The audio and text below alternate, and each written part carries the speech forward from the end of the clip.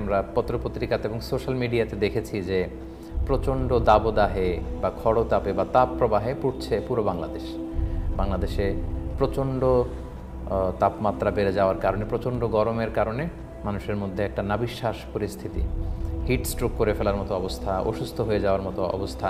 এবং যাদের সাথে আমরা কথা বলছি তারা প্রত্যেকেই খুব অস্বস্তিতে আছেন, অনেকে অসুস্থ, দোয়া চেয়েছেন আল্লাহ তাআলা তাদের সবাইকে সুস্থ রাখুন। এবং আল্লাহ তাআলার কাছে আমরা কামনা করছি আল্লাহ তাআলা এই তাপ যেন কমিয়ে দেন। তাপমাত্রা বেড়ে যাওয়া, তাপমাত্রা কমে যাওয়া, এগুলো সবই ন্যাচারাল ফেনোমেনা, এটা পৃথিবীর স্বাভাবিক একটা নিয়ম। এবং এগুলোর অনেকাংশেই আমরাও দায়ী, কারণ আল্লাহ তাআলা বলেছেন যাহারাল ফাসাদু ফিল বাররি ওয়াল বাহরি বিমা কাসাবাত আইদিন নাস, জলস্থলে যত বিপর্যয় এগুলো তোমাদের হাতের কামাই। কখনো শীত আসে, কখনো গরম আসে। আল্লাহ তাআলা শীত গ্রীষ্ম উভয়টার কথাই কোরআনে বলেছেন। আল্লাহ তাআলা বলেছেন লি ইলাফি কুরাইশ ইলাফিহিম রিহলাতা শীতাই ও সৈফ। শীতা মানে হচ্ছে শীতকাল, আর সৈফ মানে হচ্ছে সামার। অর্থাৎ গরম ঠান্ডা দুটোর কথাই কোরআনে আছে, দুটোই এই পৃথিবীতে থাকে, এটা একটা প্রাকৃতিক ব্যাপার। কিন্তু মাঝে মাঝে আমাদের কারণেই এই পৃথিবী অনেক বেশি ঠান্ডা হয়ে ওঠে, আবার অনেক বেশি গরম উত্তপ্ত হয়ে ওঠে। আমরা যদি দেখি যে আমরা যে পরিমাণে গাছ কাটি, আমরা যে পরিমাণে পাহাড় কাটি, আমরা যে পরিমাণে নদী সাগরগুলোতে ডাম্পিং করি, এগুলোর কারণে এই যে একটা ন্যাচারাল ইকো ব্যালেন্স, এটা নষ্ট হয়ে যাচ্ছে।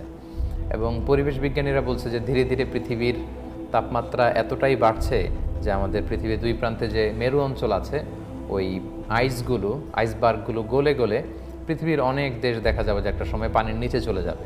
এবং গরমের সময় হুট করে প্রচণ্ড গরম পড়বে, এবং শীতকালে স্বাভাবিক নিয়মের বাইরে যে প্রচণ্ড শীত পড়বে। এটা কিন্তু আমাদের হাতের কামাই।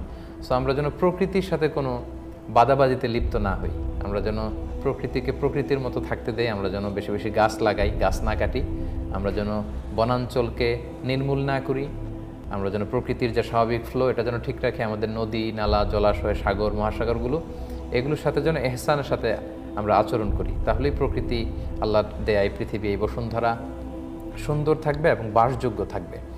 তো আমরা যদি রাসূল সাল্লাল্লাহু আলাইহি ওয়াসাল্লামের গাইডেন্সের দিকে তাকাই, তাহলে দেখব যে মদিনাতেও মাঝে মাঝে বৃষ্টি যদি কম হতো, রাসূল সাল্লাল্লাহু আলাইহি ওয়াসাল্লাম বৃষ্টির জন্য দোয়া করতেন, স্বস্তির জন্য দোয়া করতেন।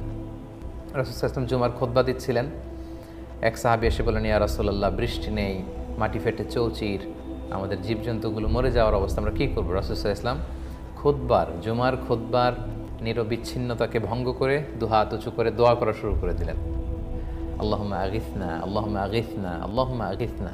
অর্থাৎ হে আল্লাহ আপনি বৃষ্টি দিয়ে আমাদেরকে সাহায্য করুন, হে আল্লাহ আপনি বারিধারা দিয়ে আমাদেরকে সাহায্য করুন, হে আল্লাহ আকাশ থেকে আপনি বর্ষণ করে আমাদেরকে সাহায্য করুন।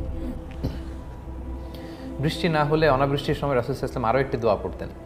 তিনি পড়তেন আল্লাহুম্মা আসকিনা গাইসান মুগীসান মারিআন মুরিআন নাফিআন গায়রা দার আজিলান গায়রা আজিল।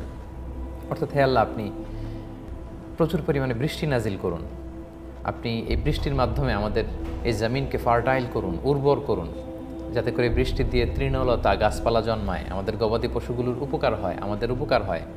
এবং নাফিআন গায়রা দার, এমন বৃষ্টি যেটা আমাদের কল্যাণে আসে, অকল্যাণ না হয়, ক্ষতি না হয়, কোনো ধরনের হার্ম যাতে আমাদের না হয়। আজিলান গায়রা আজিল, আল্লাহ ডিলে না করে এখনই আপনি বারিধারা বর্ষণ করুন, এখনই বৃষ্টি নাজিল করুন। এভাবে চমৎকার দোয়া কিন্তু রাসূল সাল্লাল্লাহু আলাইহি ওয়াসাল্লাম করেছেন।